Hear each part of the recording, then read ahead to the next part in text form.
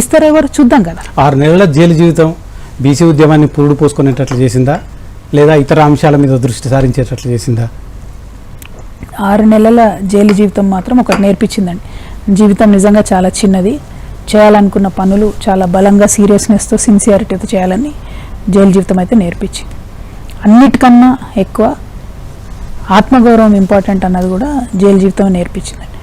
అక్కడ నిజంగా కూడా ఉండేటటువంటి పేద ప్రజల్ని, మన పక్కన ఉన్నటువంటి అనేక మంది మహిళల్ని చూసినప్పుడు అసలు సరే చిన్నప్పటి నుంచి కూడా పుస్తకాలు చదవడం అలవాటు, అనేక దేశాలలో అణగారిన వర్గాల గురించి తెలిసినటువంటి అంశం ఒక పక్కన ఉన్నా కూడా ప్రత్యక్షంగా చూడడం వేరు, ప్రత్యక్షంగా జీవితం పంచుకోవడం వేరు.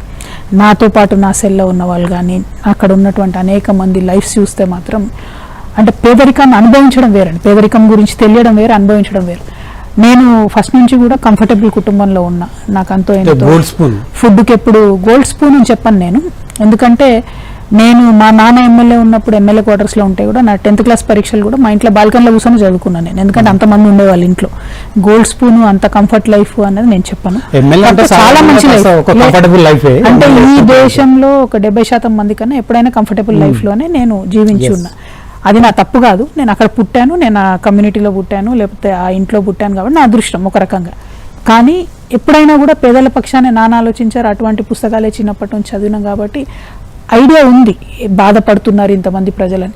కానీ జైల్లో ఉన్నప్పుడు ప్రత్యక్షంగా అంతమందితో ఇంటరాక్ట్ అవ్వడం, వాళ్ళని చూడడం. చాలా మంది అయితే పాపం బెయిల్కి డబ్బులు లేక నెలల తరబడి జైల్లో మగ్గిపోతున్న వాళ్ళని చూశాను. అంటే డబ్బు లేకపోతే ఎన్ని ఇబ్బందులు ఉంటాయి ఈ దేశంలో అనేది ప్రత్యక్షంగా అనుభవించిన నేను.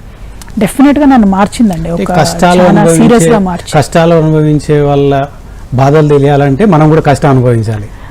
డెఫినెట్గా అండి. ఇప్పుడు మేము మా రాజకీయ నాయకులందరం కూడా పల్లె బాట పడతాం, ఊర్లలో పోయి నైట్ ఉంటాం. ఎందుకోసం? చూడడానికి, ప్రజల జీవితం దగ్గర నుంచి చూడడానికి. కానీ నేను మంచికో చెడుకో నాకు 6 నెలల అవకాశం వచ్చింది పేద ప్రజల జీవితాన్ని అబ్జర్వ్ చేయడానికి, వాళ్ళకుండే రకరకాల కష్టాలు గమనించడానికి. అది డెఫినెట్గా it change me as a human being. దాని నుంచి నేను ఏం చేస్తాను, what can I do for them అన్నది మాత్రం నేను ఆలోచించుకున్నా డీప్గా. రెస్ట్ ఆఫ్ మై లైఫ్ ప్రజల కోసమే ఉంటా అండి నేను ఖచ్చితంగా, చాలా సీరియస్గా.